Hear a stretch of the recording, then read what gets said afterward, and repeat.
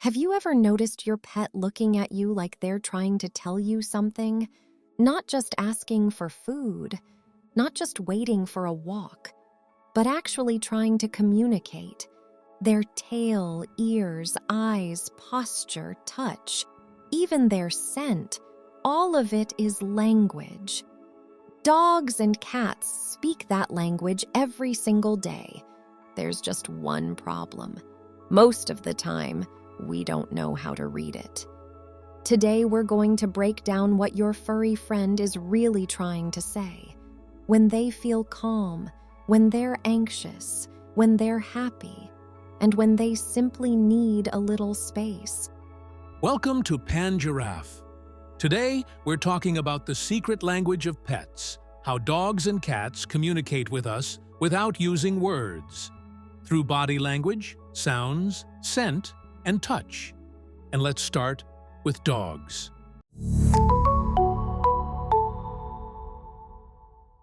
Dogs are incredibly social communicators. Their ancestors lived in packs, where every movement, every glance, and every tiny signal mattered.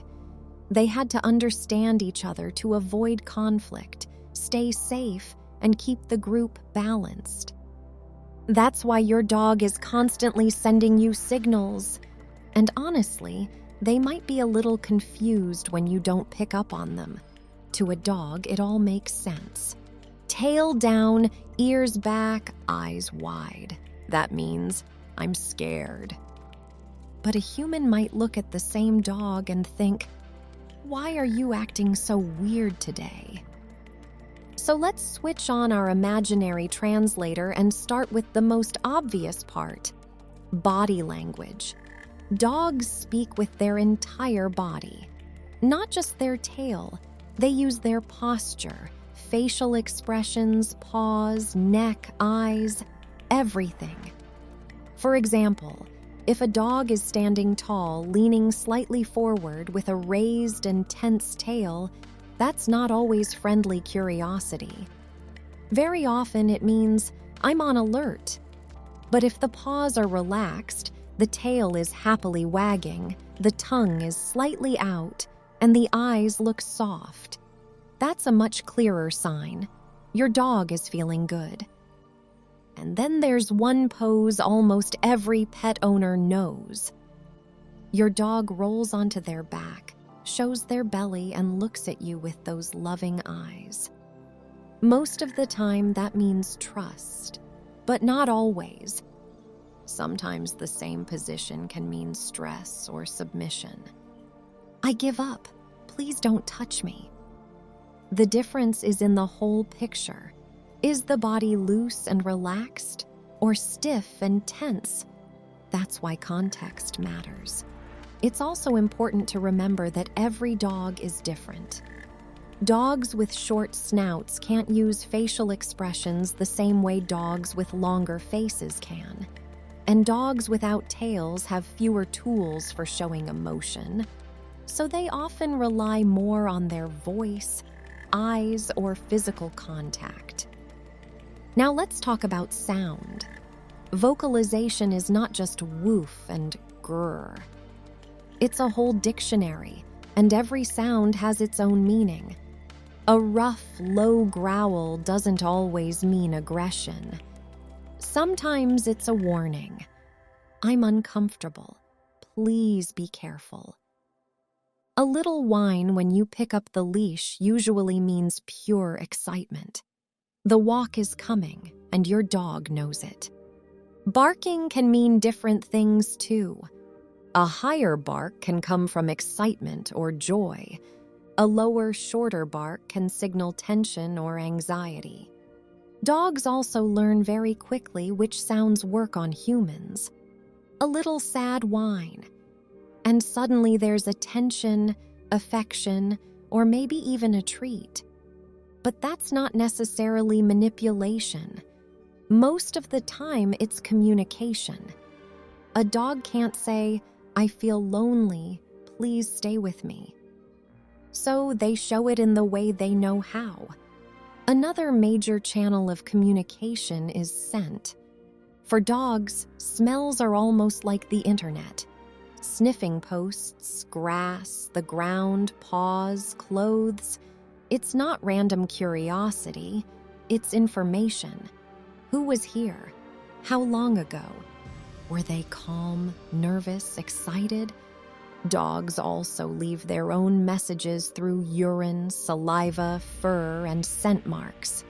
And when a dog sniffs a person, they're gathering information too. Dogs can detect changes in scent connected to fear, stress, and happiness. That's why your dog may come up and gently sniff you when you're feeling down. They're not just being nosy. They're trying to understand what's going on with you. And then there's touch, a form of communication we often underestimate. Many dogs don't actually enjoy tight hugs. For them, being held in place can feel unnatural or even stressful. In the dog world, restricted movement can feel like pressure. But many dogs do enjoy gentle petting, scratches behind the ears, and quiet contact with their person, especially if they've learned that this kind of touch is safe and pleasant. Still, it's worth remembering that not every dog likes being patted on the head from above. For some dogs, a hand coming down toward their face can feel threatening.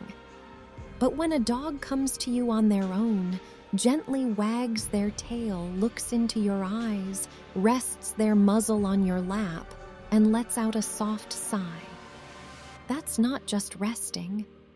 That's their way of saying, I feel safe with you. With dogs, the emotions are usually easier to notice: the tail, the voice, the posture, the movement.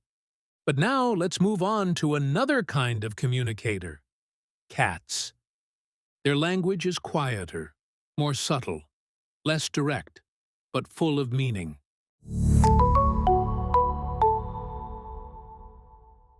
Cats have a whole communication system of their own. They're more independent, and they don't always show emotions as openly as dogs do. But that doesn't mean they feel less. They just speak differently. Through their eyes, tail, posture, scent, soft touches, and of course, meowing. Interestingly, adult cats don't meow at each other nearly as much as they meow at humans. Meowing is largely a way of communicating with us.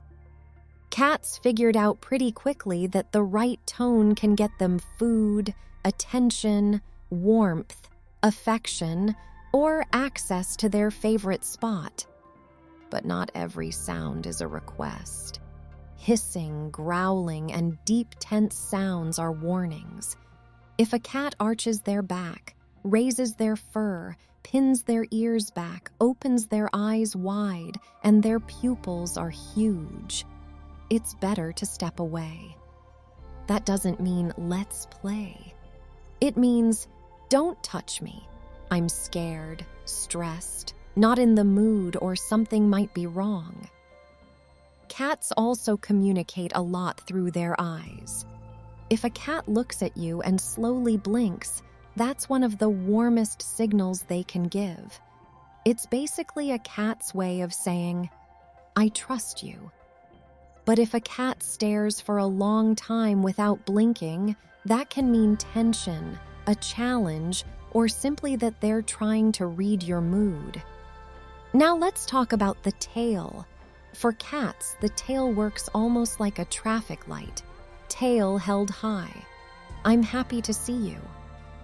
Tail flicking quickly. I'm nervous. Tail moving or twitching during play. I'm engaged. Tail tucked close to the body. I'm scared. And if the tail suddenly puffs up like a fluffy brush, that's a clear alarm signal. In that state, it's best to give the cat space. Cats also communicate through scent. They rub against your legs, lie on your things, leave marks, and scratch surfaces. That's not always misbehavior. It's their way of saying, "This is my space. My scent is here." Even if humans can't smell it, other animals absolutely can. When a cat is happy and relaxed, their body softens. They stretch out, squint, lie on their side or belly, and may start kneading a blanket, pillow, or even you with their paws. This behavior comes from kittenhood, when kittens knead their mother's belly while nursing. In an adult cat, it often means comfort, safety, and trust. If dogs are a storm of emotion, cats are a quiet, deep river. They speak softly, subtly, and sometimes almost invisibly, but once you learn to pay attention, their language becomes much easier to understand. And here's the main takeaway. Pets really do talk to us, just not with words. Look at their posture, tail, ears, eyes, voice, and the overall situation. Don't judge one signal on its own. Your pet is showing you how they feel all the time. The better you learn to read those signals, the calmer and deeper your bond becomes. Pay closer attention to your pet. Their eyes, movements, touch, and mood are not random. They're telling you a story about what they feel. And once you begin to understand that language, your relationship becomes more than just living side by side. Thanks for watching Pan Giraffe. Subscribe to the channel, leave a like, and tell us in the comments. How does your pet usually talk to you? With their voice, their eyes, or their tail? See you in the next episode.